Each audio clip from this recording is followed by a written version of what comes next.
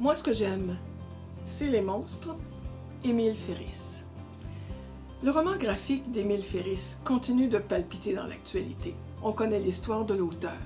Illustratrice et créatrice de jouets, elle frôle la mort dans sa 40e année, puis réalise qu'elle perd l'usage de sa main droite. Elle se bat pour rééduquer sa main, suit des cours et finalement présente les toutes premières pages de ce livre comme travail scolaire final. Grâce à ce travail, elle trouve un éditeur. Aussitôt trouvé, aussitôt perdu. Il lui faudra traverser le désert de 48 refus pour finalement trouver preneur à son œuvre de 800 pages qu'elle met 6 ans à réaliser. L'histoire est inspirée de l'enfance d'Émile Ferris, de son goût pour les monstres dans un quartier populaire de Chicago durant les années 60. Il s'agit du journal intime de Karen, 11 ans. Karen pense qu'elle est un loup-garou et son plus grand souhait est d'être mordue par un zombie afin de pouvoir mordre à son tour sa mère et son frère qui auront ainsi une vie éternelle et seront craints de tous. Son quotidien est fait de journées d'école, elle est victime d'intimidation et ses amis sont bien entendu les filles les plus étranges auxquelles personne ne veut se mêler. Mais sa vie scolaire n'est pas très présente dans ces pages. Par contre, sa vie familiale, les voisins, les nombreuses conquêtes de son frère qui est un peu dans le tatouage, un peu dans la drogue, sa mère très malade et surtout ses magazines d'horreur et ses visites au cimetière prennent davantage de place.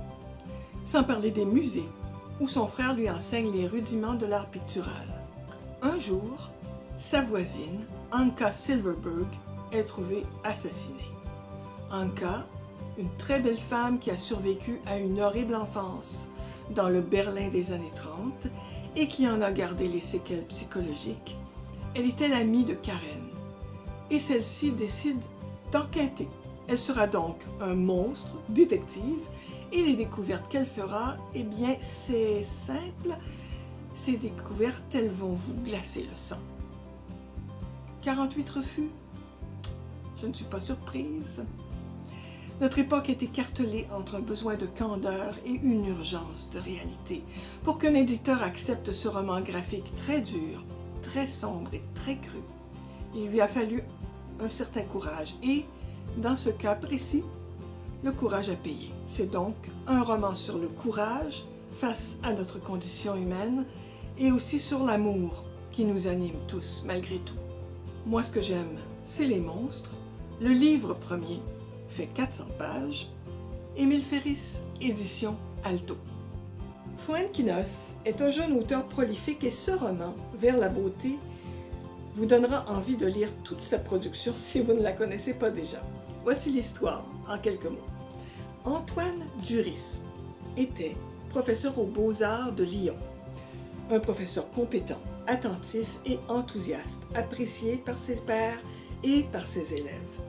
Du jour au lendemain, il coupe les ponts avec famille et travail, déménage à Paris et cherche une place comme gardien au musée d'Orsay. Pourquoi? Antoine Duris a subi un tsunami qui a noyé sa vie entière. Son instinct lui dicte de respirer là où il trouve le réconfort, auprès des œuvres d'art. Il devient donc l'un des modestes gardiens d'une exposition Modigliani, qui était justement le sujet de sa thèse, et il peut s'apaiser en contemplant en silence une œuvre en particulier, Jeanne Hébuterne assise. Bien malgré lui, il est rattrapé par sa famille et il est forcé de faire la conversation. Il est soumis à des désirs qui reviennent à son corps défendant et il s'ouvre craintivement mais aussi bravement aux souvenirs vertigineux qui l'engloutissent. C'est bon de découvrir des personnages fictifs qui ont en eux quelque chose dont on ne parle pas beaucoup dans la réalité. Une passion d'enseigner, le véritable amour de l'art. C'est bon aussi, mais c'est douloureux de voir cette passion mise à mal. Pour moi, il y avait un bénéfice particulier à cette lecture. C'était bon d'arpenter les coulisses d'un musée, les salles tranquilles et la ruche des bureaux derrière les murs insonorisés. J'aimais renouer avec ces souvenirs de travail.